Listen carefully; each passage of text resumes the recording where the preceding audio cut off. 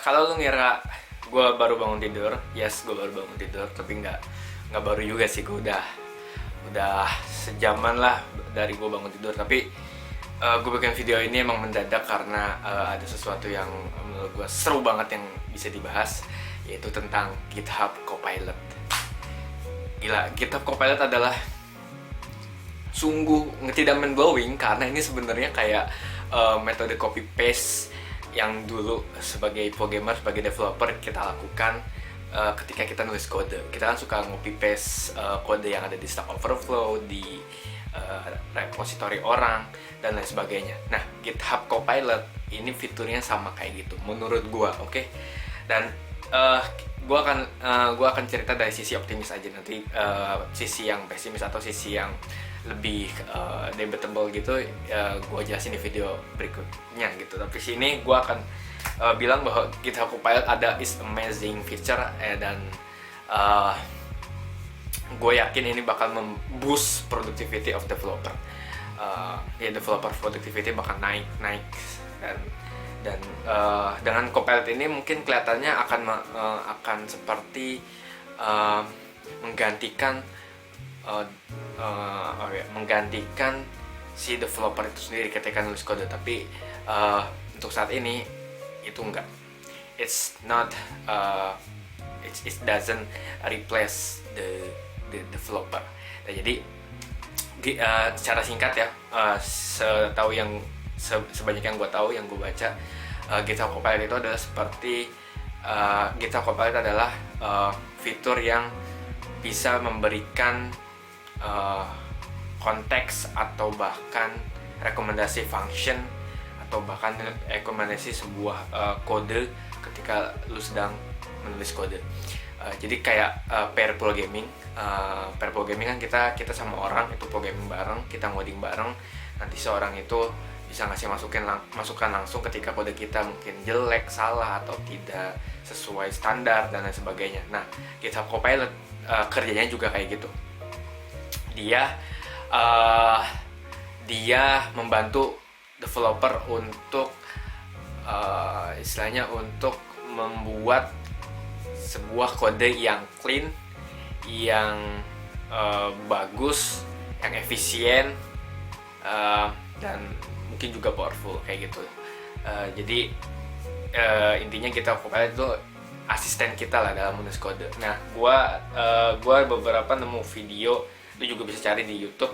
Waktu itu gue nemu satu di Twitter dari Kasidi, dari Mbak Kasidi kan cewek. Gue lihat di video itu dia bikin sebuah function yang bisa sebagai apa istilahnya? Apa sih? Sebagai bukan mendeteksi ya. Pokoknya intinya dia mendeteksi, gue lupa lagi. Pokoknya intinya dia mendeteksi apakah user input yang dimasukkan adalah itu email atau bukan. Gue lupa ya. Ntar gue lihat dulu.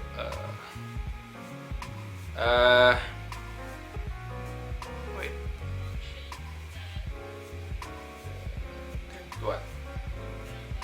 Oke, validate ya. Jadi Mbak Kasidi ini ingin membuat fungsi yang memvalidate email address kayak gitu. Thing here, I'm going to say a function that validates an email address. Oh my word. It did it! There it is. Holy crap. It wrote the regex. That's amazing. Nah, ketika dia di video itu, ketika dia nulis, langsung ada autocomplete untuk komennya dan autocomplete untuk functionnya. Wah, gokil. Gila. Komputer membuat function komputer sendiri. It's mind blowing, tapi nggak terlalu mind blowing karena itu ya gua apa? Kalau menurut gue itu kayak copy paste tapi dilakukan sama komputer gitu. Nah, dan itu sangat membantu lah. Lu nggak usah nulis capek-capek, bahkan lu bisa membuat sebuah sebuah kode validasi yang cukup komprehensif. Kalau gue lihat dari regexnya itu panjang banget, dan itu mungkin cukup komprehensif. Semua possible outcome of email address itu ada di situ, kayak gitu, ada di kode itu. Dan it's amazing, pokoknya seru deh. What? Suara apa itu? Terus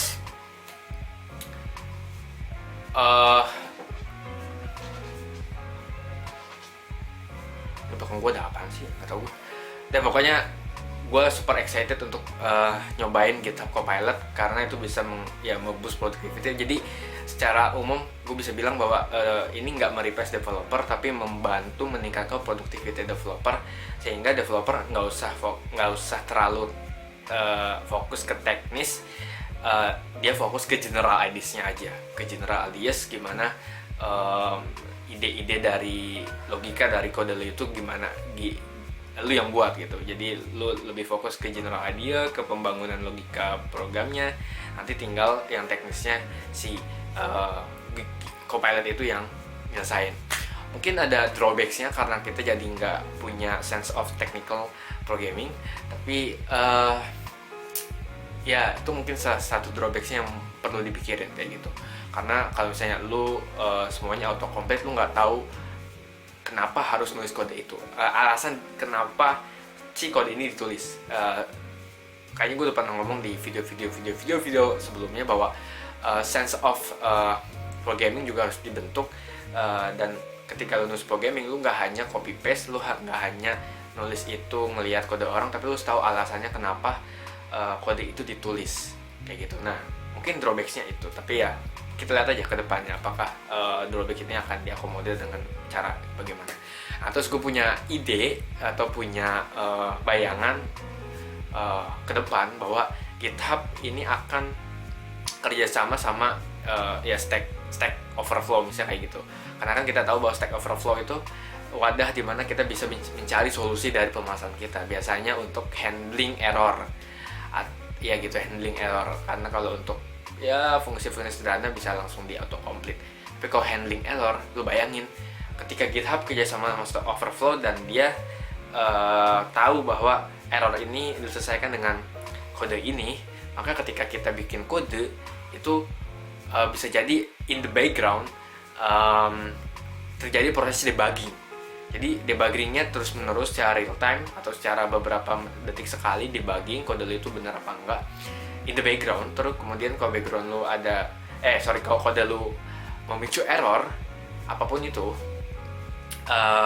akan di replace secara seketika oleh si Copilot itu. Jadi lu kayak kode salah syntax error misalnya, atau value error ketika lu meng-case float jadi integer padahal misalnya 3,3 di case jadi integer kan.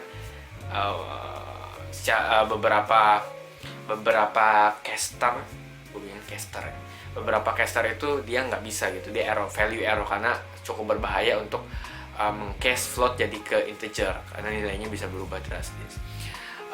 Nah itu langsung bisa di replace seketika, jadi kode lu tuh tiba-tiba jadi bener gitu. Dan ketika lu running ya it always running well karena errornya udah di benerin sebelum lu realize, sebelum lu sadar bahwa lu punya error. Dan ketika lu running ya udah no error, always running well. Jadi it's amazing, it's a future man. Dan gila gokil lah pokoknya. Itu pendapat gue tentang GitHub Copilot. Mari kita lihat perkembangannya. Ini juga baru 17 hari rilis, kalau nggak salah tanggal 11 Juni rilis. Jadi ini baru banget bulan ini rilis, dan kita masih nunggu banyak perkembangan. Dan gue sungguh excited untuk gila di dunia programming man. Gila, itulah inovasi di dunia programming. Copy paste dulu, sekarang dia jadi Copilot autocomplete. Ya it's not inevitable. Ya, inevitable, dan semua ML jadi auto ML. ngoding jadi Copilot, dan bahkan ya emang future itu AI akan lebih masif, dan kita harus bisa sebagai manusia beberapa hal yang tidak bisa dilakukan oleh AI itu harus kita ambil agar kita nggak dikalahkan oleh AI. By the way, ya, GitHub Copilot itu AI based, jadi dia di training dengan AI, datanya dia di training dengan kode ribuan bahkan jutaan kode yang ada di GitHub, maybe or even somewhere outside the GitHub, and then ya di training, kemudian ya makanya bisa ngasih recommendation ke lu ketika lu nulis kode. The best, dan gue optimis, itu sisi optimis gue bahwa itu bisa memboost productivity gue,